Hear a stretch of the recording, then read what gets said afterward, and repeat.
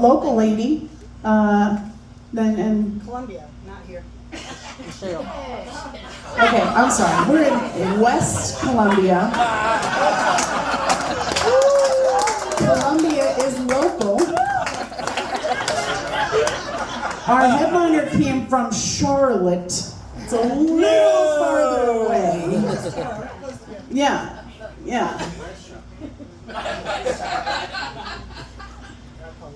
I came all the way from almost Irmo. Very far drive. Some of my neighbors are here, and I'm very appreciative of it. People over by Malfunction Junction. That's what I like to call it. Where do you live? Malfunction Junction. Oh, I'm sorry. Yeah, me too. It's going to be a real nightmare for the next couple of years while they rip all that up. I do feel bad for the people that are losing their houses. But anyway, let's get on to a brighter note before Coco falls asleep over here before she goes on. Everybody, please put your hands together for my friend Linda Ewing.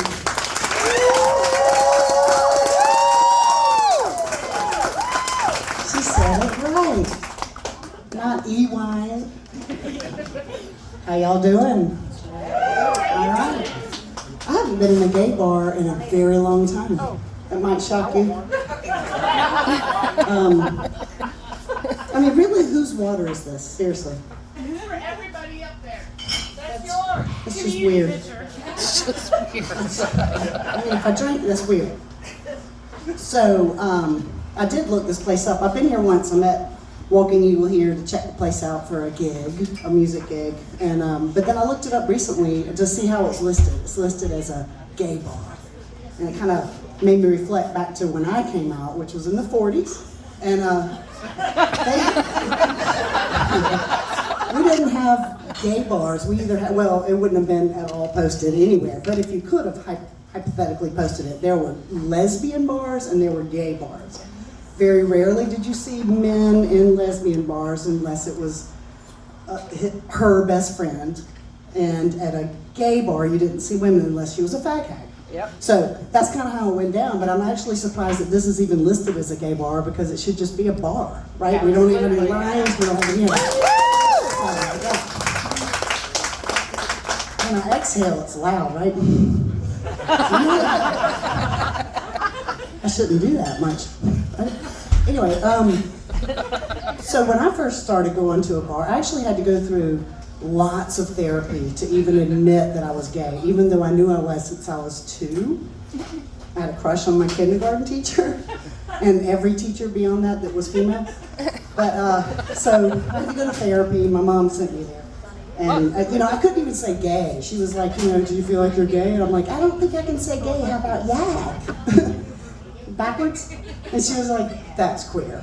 But I did. I said, yeah, I'm that. And I was like, where am I going to go, someone like me, in 1993? Like, I'm a freak. Where am I going to go? California or something? Like, that's where they are, right? Boston, maybe? Is it Boston? And she was like, or Lincoln Street. Because that's where Trax is. Right?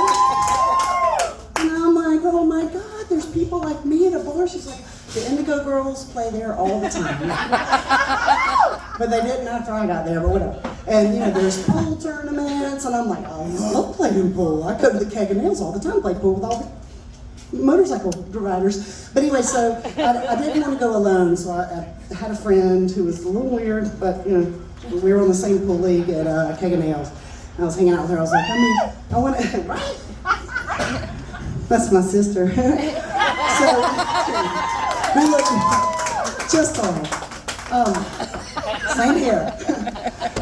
But anyway, so I was telling this friend, I was like, I think, okay, I gotta open up a little. I might want to go to this bar called Trax. I've heard it's really fun. She was like, oh my God, I'll take you there right now. I've been there like 10 times. I've been to see bands. I'm like, you're not gay.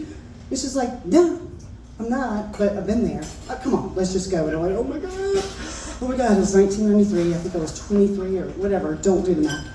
So we walk in the door. I think I had to sign in and maybe pay something. And I remember seeing, the bartender kind of look and a few people look up or whatever. But I'm like, And she was like, here, let me show you the DJ booth and the dance floor, and she's like, come on, let's go look at where they're playing pool.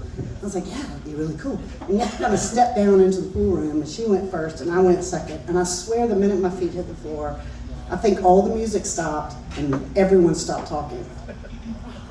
And I was just like, what is happening?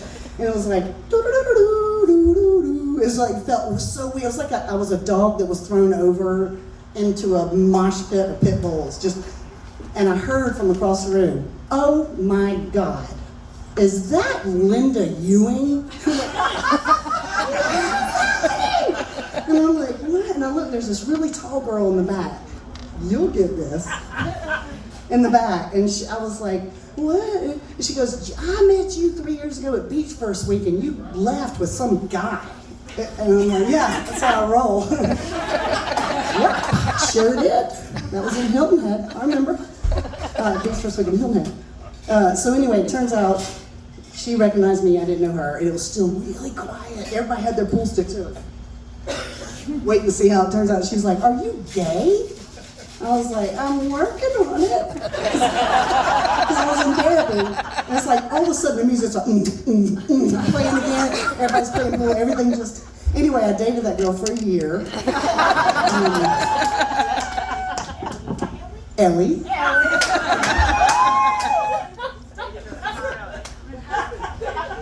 What had happened was. Oh. It's a simple figure. I don't know anything about music. Some microphones are tricky. So yeah, that was my, it was harder back then for all you youngins to know, it was hard back then to come out. So, and I was YAG, and whatever. Yeah, so anyway, it goes back to high school. I actually, in high school, I had a tremendous, like every lesbian story on the planet, I had a huge crush on my very best friend. Like, she traveled with us, with our family, to the beach. I mean, we were together all the time, but I was like, my family, we don't hug, we don't get close. We had separate couches for everyone in the family so we wouldn't have to touch each other in what we call a conversation pit or a sunken den, right? So my mother would get there, my father would get there, my sister would get there, and then whoever didn't get a couch was on the floor, and like no touch. And this particular best friend, I remember we were gonna watch the Thriller video, and because it was coming out, remember? MTV? Yeah. Woo! Remember how big Thriller was when it came out? And I was like, we're gonna watch it, okay. And I plop on my couch, and she plops on my right hip and throws her arm around me. I'm like, oh my God, what is happening? I'm so zing. Well, I was just like, okay, get it together. So anyway, that's just how she rolled. Okay, I had twin beds, she had twin beds. She'd be like, I don't want to be all the way over here across from you in the room. I'm gonna sleep in the same bed with you. Like, and I'm like, what is that? What? So I decided that she was secretly in love with me and I probably needed to work it out, right? She needed my help. So one night we decided to get a pack of Marlboros and go to Tally Ho. Anyone? Tally Ho? Yeah, see, y'all are not over 50. Anyway, Tally Ho, and we're drinking, because back then you shouldn't drink and drive, but it was like, meh, I mean, it's okay if we don't catch you. So we're at Tally Ho, drinking too much. She drank too much. We smoked the whole pack of cigarettes. I had smoked in my past, she had not, and she was purple and drinking. So I was like, I gotta get her home. Of course, she was staying with me in my single bed. Excuse me, so I remember thinking, this is my opportunity, this is it. I'm gonna do it. So we come to a stop sign. I was like, person whose name I'm not gonna say, I have something to tell you. And she was actually holding my hand, did it all the time in the car. Like, you can't just hold my hand. So I told her, I said, I think I love you. And she was like, well, I love you too. Totally, right? She didn't talk like this, but this is just how I remember it. I said, no, I mean, I don't mean like I love you, like, hey man, I love you. I was like, I think I'm in, like, I want to date you, I'm in love with you. And she was like, what? And she looked at me and I looked at her, I was like, here we go. This is the moment, maybe we'll kiss. And she threw up in my concert. was just like, what? So anyway, we got home, cleaned up my car, we got in my single bed, went to sleep with like, I guess that's why they call it the blues by Elton John playing in the background. Right? And I thought, well, at least it's out there, right? So anyway, next day, I was like, I want to apologize. I know that was probably awkward. And she was like, I know, I'm so sorry I threw up in your car. I was like, oh God, she doesn't remember anything I said. Oh, right? Shoo! I'm gonna have to do it again. So I thought, well, let's just wait let's do it sober, right? So I waited, I was like, I gotta do it right because I know she's in love with me. We're just stuck in the 80s. She can't help it. So I pulled her into my playroom, our playroom, Lisa, and I said, I want you to listen to this song from beginning to end without talking. I really need you to hear it. And she's like, okay. Which she didn't talk. But anyway, it's just good in my mind for healing. Let's listen. And so I made sure the quarter was on the thing so it would be heavy enough, and I put the record on, and it was I Honestly Love You by Olivia Newton-John. God rest her soul, Olivia. Right? And I mean, she was kind of twitching and itching and like looking around. It's like, if we both were born in another place in time, this moment might be ended in a kiss. Right? And I'm just like, get it. I'm just waiting. It's like after the song ended, I was like, it ends with, I honestly love you. And I'm like, and she's like, my father is calling me. I'm like, we didn't have cell phones. And they were 7 miles away. She's just like bolted. And that was the end of my trying to come out as a teenager. Yeah. But we stayed friends, kind of, not really, but sort of. Meals off. But yeah, so anyway, that was, doesn't everyone have that awkward story? Calm down. No, what you say No, is here? Bravo. Yeah.